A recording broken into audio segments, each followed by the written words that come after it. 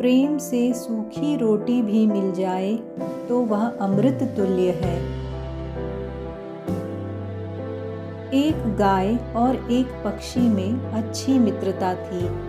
दोनों रोज मिलते और खूब सारी बातें करते।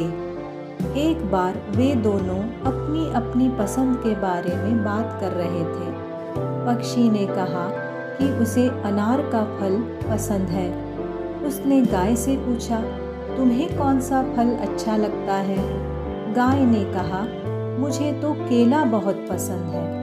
अगर मुझे मौका मिले तो मैं सारा दिन खाती रहूं। कुछ देर बाद एक स्त्री वहां केला लेकर पहुंची। वह उसे गाय को खिलाना चाहती थी, पर यह क्या, गाय ने केला देखते ही मुंह मोड़ लिया। उसने गाय के सामने जाकर फिर उसे खिलाना चाहा, लेकिन गाय पीछे हट रही थी।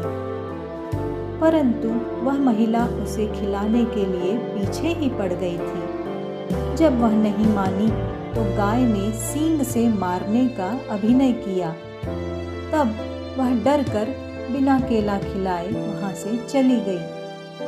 पक्षी यह देखकर आश्चर्यचकित रह गया कि अभी थोड़ी ही देर पहले गाय कह रही थी कि उसे तो यह फल बहुत प्रिय है, और अब जब उसे खाने को मिल रहा है तो इनकार कर रही है।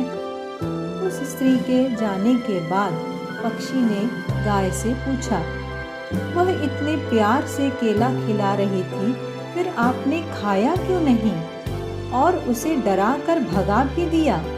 ऐसा क्यों किया आपने?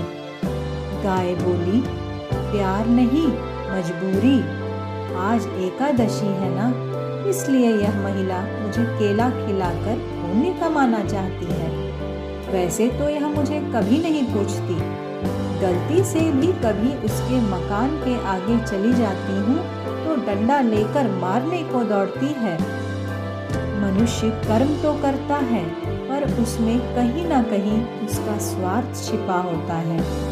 इसीलिए मैंने फल स्वीकार नहीं किया। पक्षी को भी यह बात अब अच्छी तरह समझ में आ गई। जो केवल अपना भला चाहता है वह दुर्योधन के समान है। जो अपनों का भला चाहता है वह अर्जुन और युधिष्ठिर, और जो सबका भला चाहता है वह श्री कृष्ण परमात्मा। अर्थात कर्म के साथ साथ मन की भावनाएं भी शुद्ध होनी चाहिए। दोस्तों, कर्म तो हम सभी करते हैं, पर जाने अनजाने हमारे मन में यह इच्छा रहती है कि इसके बदले में हमें कुछ ज़रूर मिलेगा।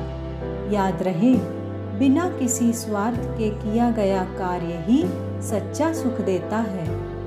धन्यवाद। तो दोस्तों, कैसी लगी आपको यह कहानी? अगर पसंद आए तो लाइक, शेयर, सब्सक्राइब करना बिल्कुल ना भूलें, ताकि ऐसी ही कहानियाँ हम आप तक पहुँचाते रहें। प्रसन्न रहिए, स्वस्थ रहिए।